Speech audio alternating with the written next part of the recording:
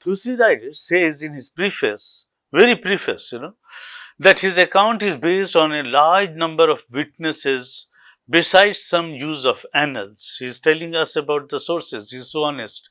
When he heard of an event, he says he did not record it unfit. He got it until it unfit is wrong. Until he got it corroborated from 3 or 4 witnesses. He is also, I am sorry for this typographical mistake, he is also conscious of the unreliability of accounts given immediately after the event, because they tend to get distorted under the heat of the moment. At the same time, he is aware of the limitations of the accounts given much after the occurrence of the event in that. He says the memory of the people is weak, and that is why it should be checked. Now, you see, in modern historiography, we always say that the contemporary account will be only that which is contemporary in terms of time and space.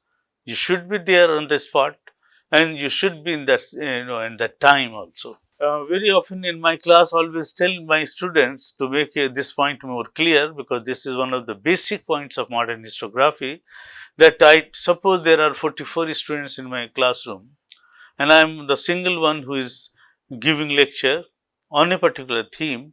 But if they go out of the class and somebody accosts them and asks them individually what the teacher said, so they will be telling not the entire lecture, but only those points which they registered. So, one teacher's version will be having so many versions, multiple versions, and this gentleman is conscious of that, and he is taking all precautions to get these things away from the real story. So, another major characteristic feature of Thucydides is that despite being an Athenian, he provides as much information as he could collect of the Spartan side. He is also conscious of what are the weaknesses or what are the points of strength of Sparta. He notes the limitations of Spartans and their weaknesses in relation to the Athenians. His account is also significant in the sense that it records a lot of speeches. On this I will speak again later on, which were actually delivered. Thucydides claimed, though not verbatim, these speeches had been recorded as exact to the words as possible, after doing a lot of in modern terminology, deletions and additions. He also claims to have looked into the context of these speeches when recording them. In that respect, his account is also a source book. As with Herodotus, so with Thucydides, there is one major failing in their accounts, and that is the weakness of chronology. This is a single point shared by both the historians. Unlike later Greek historians, Thucydides had no single era to which all Greeks could agree. Therefore, while the succession of events are provided in a seasonal manner, there are no dates assigned. Nevertheless, he overcomes this basic flaw to some extent by citing other contemporary events, some of which can be dated. So, despite the concentration with which he restricts himself to the war, to the subject, nevertheless, in seeking to place these wars in proper context and to provide causal explanations to many of the developments of the war, he provides an integrated approach to history, relating events or situations to economic development, state of technology, and social conditions of Greece. For example, going into the genesis of war, he says Greece sometimes back was particularly unstable. It had no fortification and therefore no protection. There was no development of arts and culture, very little agriculture, very little trade, and almost no towns. Scarce resources, he says, were responsible for the absence of fortification and the resultant insecurity. Therefore, he was seeking a connection between economic development, fortification, trade, and towns, urbanization. The result, he then goes on to say of this was that there were no unified people like Greeks or Hellas. Greece was divided into separate and disjointed tribes of clans. Changes began to occur largely due to economic growth. As a result of the growth of trade and commerce, towns began to grow. Athens acquired stability and then fortification. A strong navy and military base was created. Greater resources gave Athens a stronger military base in relation to the other states of Greece. This, encouraged Athens to expand its control over other states of Greece and provides the essential context of the Peloponnesian Wars. Thucydides also has an archaeological temperament.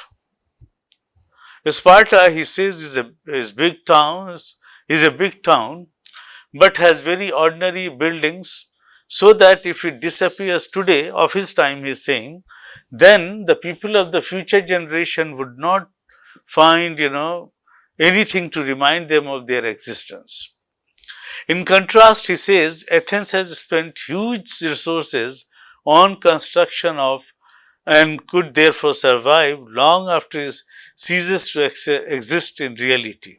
He says that the monuments which they have built, the huge buildings they have built, they would be the evidence for future history writing.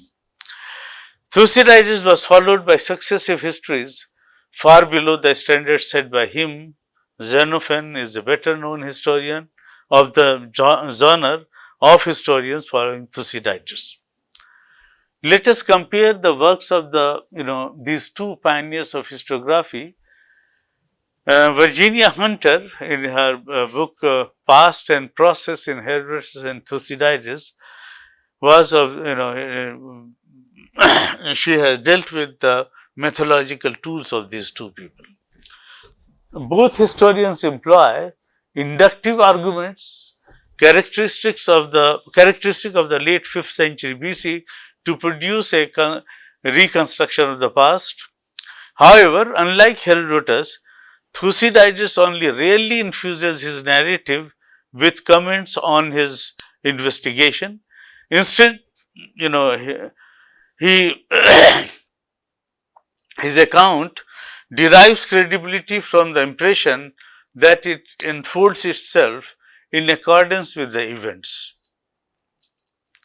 Thucydides presents himself as an author who, just like Herodotus, subjects his material to rigorous scrutiny.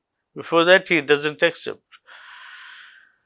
Here one can find several references to the term Techmorian and its cognates. While the Herodotian use of Techmorian signals a close affiliation with contemporary science, as I have already told you, and performance culture, in Thucydides, Techmorian has more of a judicial ring. At the very beginning of his history, Thucydides elaborates on his claim that the Peloponnesian War supersedes all previous wars. While it was possible, I quote from him, while it was possible because of the amount of time elapsed to discover clearly what happened in the previous era or the still more remote past, I believe, Thucydides is saying, I believe using the evidence I have come to trust by investigating as far back as possible that these events were not on a large scale either regarding warfare or in other respects.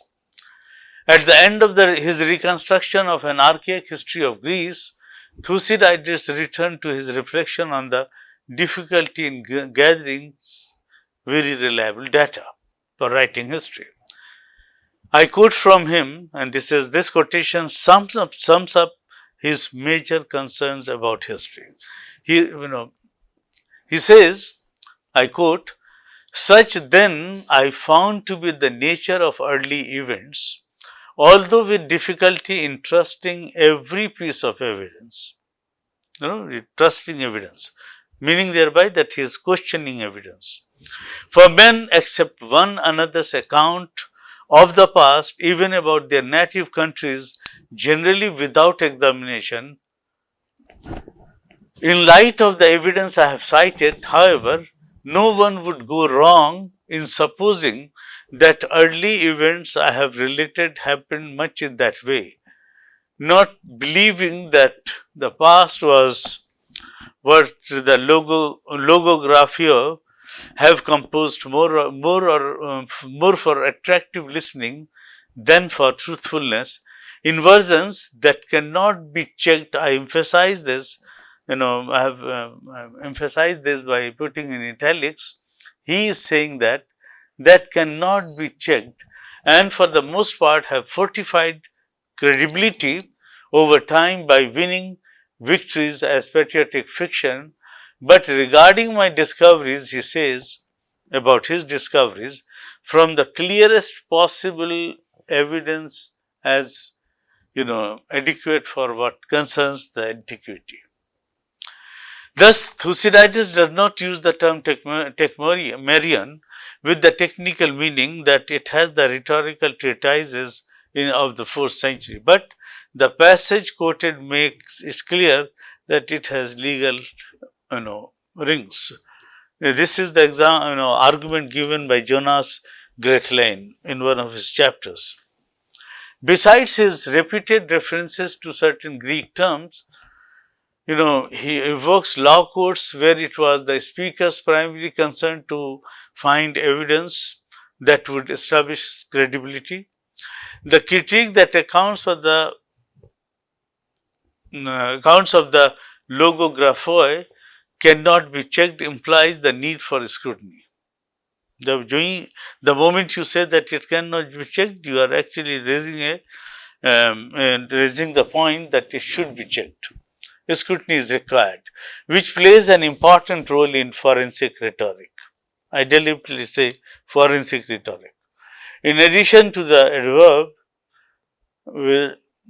without examination, that the quotation I quoted just now is telling us generally without examination. So, by that he means, he alludes to the legal procedure of Bassanas, the torture to which non-citizens could be subjected to. He is not very happy with this term, but he says that you don't have any other recourse to do if you want to come closer to the truth. So, Thucydides endeavored to give an accurate account of the past is cast in the mold of forensic reconstruction of what exactly happened. This word forensic I am deliberately using because his details are as accurate, as particular and as minute as the forensic sciences could be. So, it is therefore not surprising that when Thucydides claims that I quote, "It was difficult for me to recall the exact words regarding speeches I heard myself and for my informants about speeches made elsewhere."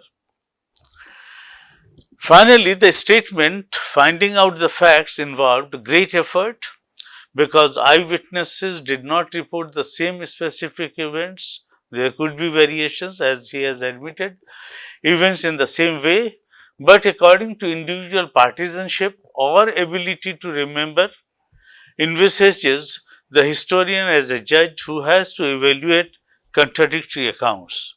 That is a sine qua non for reaching the truth, the Techmerion.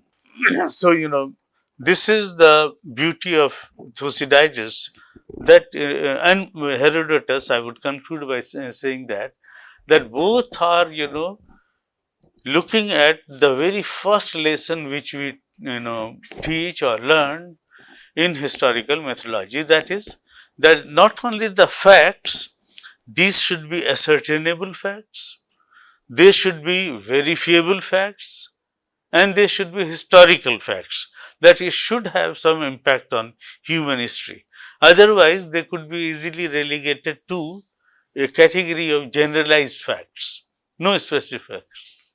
So, subjectivity is there, and they are also conscious of the audience who is going to read them, and that's why I would pay my tribute to them in the sense that as early as 5th century BC, they were concerned with these niceties of historiography, these nuances of historical method, and thus they have left behind a very lengthening shadow of their their familiarity with historical method and prescription of certain basic methods to be followed by future historians. Thank you very much.